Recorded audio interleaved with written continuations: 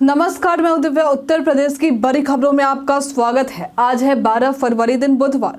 खबरों के बढ़ने से पहले जिन लोगों ने हमारे कल के वीडियो को लाइक और कमेंट किया था उनके नाम है सुखदेव कुशवाहा, विजय कुमार सक्सेना, सत्येंद्र शाही, नित्यानंद बर्णवाल, संजय सिंह, भूरे सिंह, संजय शुक्ला। अब एक नजर सुर्खियों की ओर। यूपी सरकार राज्य कर्मचारियों से सहमति पत्र लेकर वसूली करेगी। कक्षा 1 से 5 के छात्रों के लिए डेस्क बेंच की व्यवस्था, 2000 करोड़ का बजट प्रस्ताव। महाकुंभ मेला में 12 फरवरी को नो व्हीकल जोन घोषित। प्रदेश में अपार आईडी अभियान, निजी स्कूलों पर दिया जाएगा विशेष ध्यान। टीम मैनेजमेंट को लेकर इस पूर्व खिलाड़ी ने गंभीर पर निकाला भड़ास। अब चले बढ़ते अब तक की 25 बड़ी खबरों की ओर विस्तार से। इंडियन नेवी में ऑफिसर पदों पर भर्ती के लिए करे आवेदन। इंडियन नेवी ने 2026 बैच के लिए शॉर्ट सर्विस कमीशन ऑफिसर के पदों पर भर्ती निकाली है। इसके लिए आवेदन 8 फरवरी से शुरू है और अंतिम तारीख 25 फरवरी है। विभिन्न शाखाओं में कुल 260 पदों पर आवेदन मंगाए गए। उम्मीदवारों को संबंधित क्षेत्र में न्यूनतम 60% अंकों के साथ बीई या BTech, MBA, BSc, BCom, MCA या एमएसएससी की डिग्री होनी चाहिए। आयु सीमा पद के अनुसार है। चयन प्रक्रिया में short listing, interview, medical test और मेरिट लिस्ट शामिल है। आवेदन www.joinindiannavy.gov.in पर किए जा सकते हैं। यूपी सरकार राज्य कर्मचारियों से सहमति पत्र लेकर करेगी वसूली। यूपी सरकार ने त्रुटिवश अधिक वेतन मिलने वाले वसूली के लिए कर्मचारियों से सहमति पत्र लेने का आदेश जारी किया है।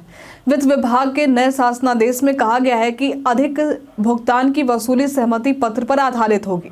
इसके तहत वसूली की जिम्मेदारी संबंधित अधिकारियों की होगी और यदि वसूली नहीं हो पाई तो दंडात्मक कार्रवाई की जाएगी। आबकारी नीति में बड़ा बदलाव। उत्तर प्रदेश में 1 अप्रैल से लागू होने वाली नई आबकारी नीति में कंपोजिट दुकानों में ठंडी बियर की बिक्री की स्थिति स्पष्ट नहीं है, जिससे शराब विक्रेताओं में असमंजस है। नई नीति में शराब, बियर और वाइन की बिक्री एक साथ करने की अनुमति दी गई, लेकिन ठंडी बियर की बिक्री पर कोई स्पष्टता नहीं है। सरकार ने 60,000 करोड़ रुपए का राजस्व जुटाने का लक्ष्य रखा है। कक्षा 1 से 5 के छात्रों के लिए डेस्क बेंच की व्यवस्था, 2000 करोड़ का बजट प्रस्ताव। बेसिक शिक्षा विभाग ने कक्षा 1 से 5 तक के 70,000 स्कूलों में डेस्क बेंच की व्यवस्था के लिए 2000 करोड़ रुपए का बजट प्रस्ताव भेजा है। इस कदम से लाखों बच्चों को अब जमीन पर बैठकर पढ़ाई नहीं करनी पड़ेगी। पहले चरण में 17,000 स्कूलों में फर्नीचर की व्यवस्था की जा चुकी है। उत्तर प्रदेश की कानून व्यवस्था में रामपुर अव्वल। उत्तर प्रदेश के जनवरी महीने की सीएम डैशबोर्ड रैंकिंग में रामपुर पहले स्थान पर रहा, जबकि आगरा कमिश्नरेट चौथे पायदान पर आया। गौतम बुद्ध नगर 5वें स्थान पर है। कौशाम्बी और श्रावस्ती दूसरे और तीसरे स्थान पर है, जबकि आगरा जोन के जिले रैंकिंग में पिछड़ गए। वाराणसी एयरपोर्ट रनवे विस्तार के लिए टनल निर्माण परियोजना पर सहमति। वाराणसी एयरपोर्ट के रनवे विस्तार के लिए NH 31 को बाबतपुर के पास तभी तोड़ा जाएगा जब टनल का निर्माण पूरा होगा। NHAI और AAI के बीच टनल निर्माण को लेकर समझौता हुआ है। 450 मीटर लंबी टनल और 2.4 किलोमीटर 4 लेन सड़क बनाई जाएगी। इस प्रोजेक्ट पर 440 करोड़ रुपए खर्च होंगे।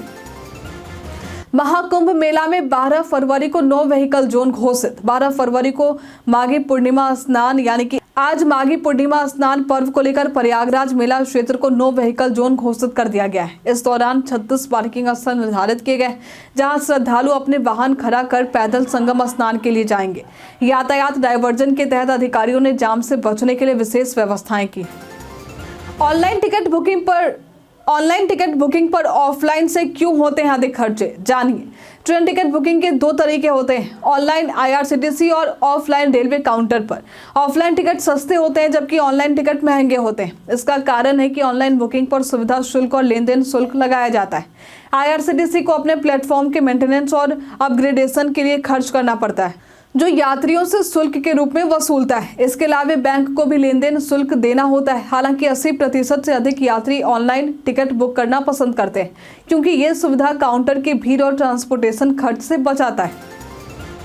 इलाहाबाद हाई कोर्ट ने भूमाफिया सूची में शामिल करने पर रोक लगाई। इलाहाबाद हाई कोर्ट ने बिना किसी कानूनी आधार के किसी को भूमाफिया घोषित करना गलत ठहराया है।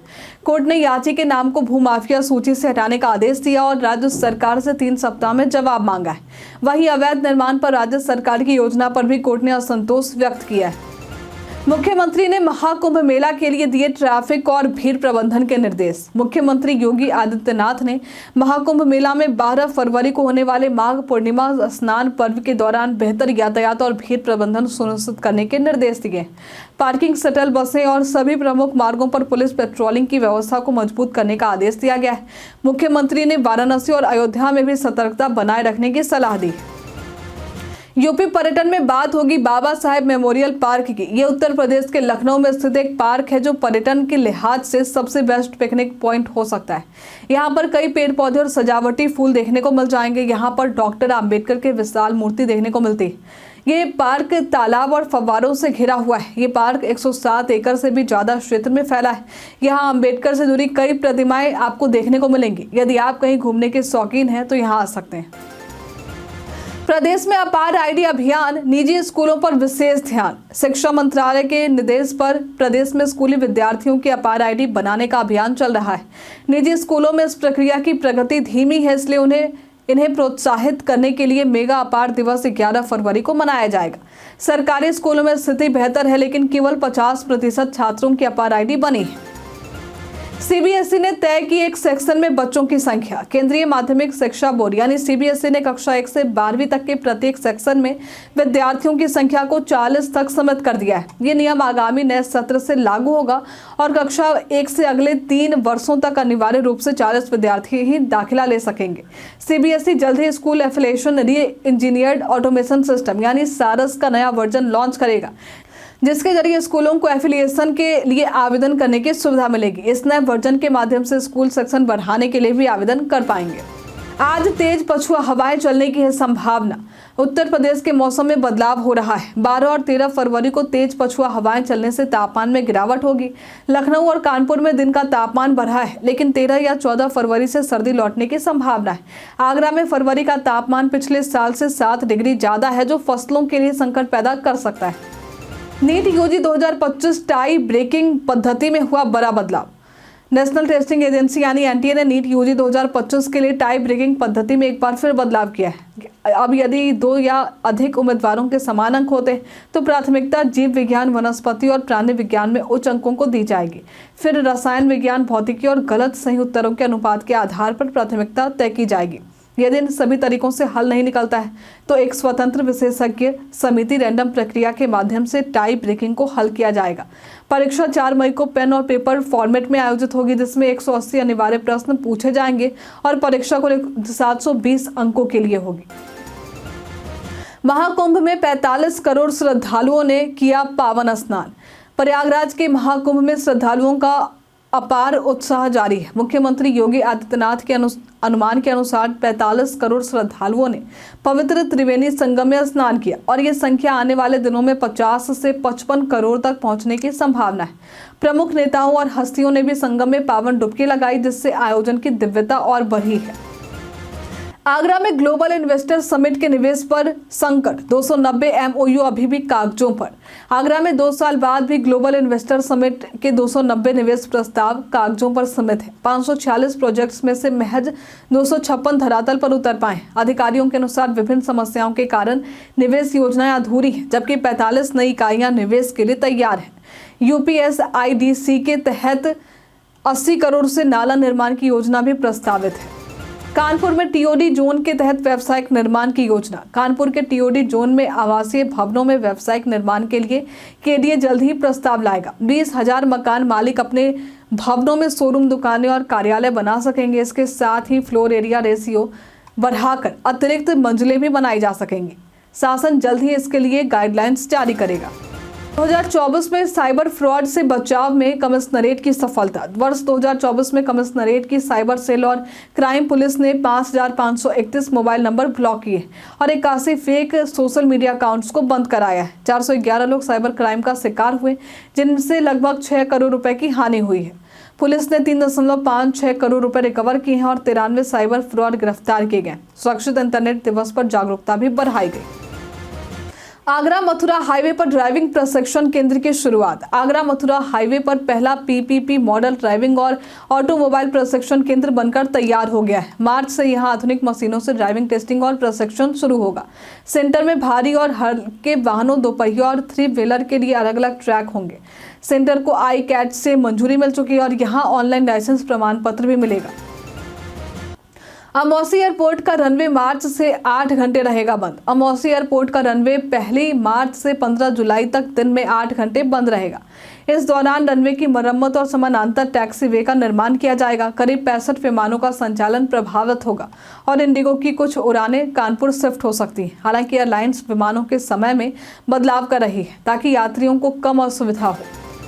कई कारणों से दर्ज है भारत के इतिहास में आज की तारीख। आज के दिन वर्ष 1502 में वास्को द गामा ने भारत की दूसरी यात्रा के लिए अपने जहाज में लिस्बन से रवाना हुए थे। आज के दिन वर्ष 1922 में महात्मा गांधी ने कांग्रेस कार्यकारिणी समिति को सहयोग आंदोलन को समाप्त करने के लिए राजी किया था।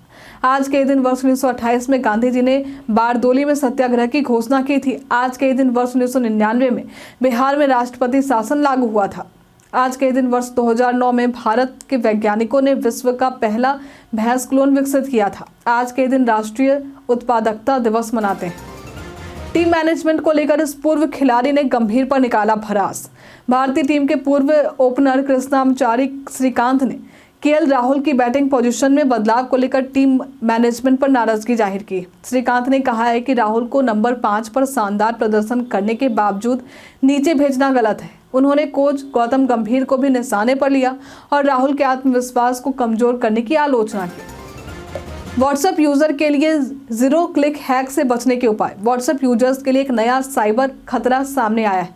0 क्लिक हैक, जिसमें हैकर्स बिना किसी लिंक या फाइल पर क्लिक किए यूजर के डिवाइस तक पहुंच बना लेते हैं। इस हमले के इजरायली कंपनी पैरागॉन सॉल्यूशंस द्वारा विकसित स्पाईवेयर का उपयोग किया गया है, जिससे 90 से ज्यादा यूजर्स प्रभावित हुए हैं। खासकर पत्रकारों और नागरिक समाज के सदस्य। हैकर्स यूजर के मैसेज, कॉल, फोटो, कैमरा और माइक्रोफोन तक पहुंच सकते हैं। इससे बचने के लिए डिवाइस और ऐप्स को समय समय पर अपडेट करते रहें, सुरक्षा पैच इंस्टॉल करें और संदेहास्पद गतिविधि पर सतर्क रहना जरूरी है। प्रधानमंत्री आवास प्लस सर्वे की प्रगति की समीक्षा। सीडीओ हिमांशु नागपाल की अध्यक्षता में प्रधानमंत्री आवास प्लस सर्वे की प्रगति की समीक्षा बैठक हुई। उन्होंने 17 फरवरी तक सर्वे पूरा करने के निर्देश दिए हैं। सेवापुरी के सर्वेयर गौतम कुमार और अंकित कुमार चौबे की कार्य प्रगति कमजोर पाई गई है, जिनसे स्पष्टीकरण मांगा गया है। लाभार्थियों को किसी समस्या के लिए कंट्रोल रूम पर शिकायत करने की सलाह दी गई। आज के लिए फिलहाल इतना ही। हमारे साथ बने रहने के लिए आपका धन्यवाद।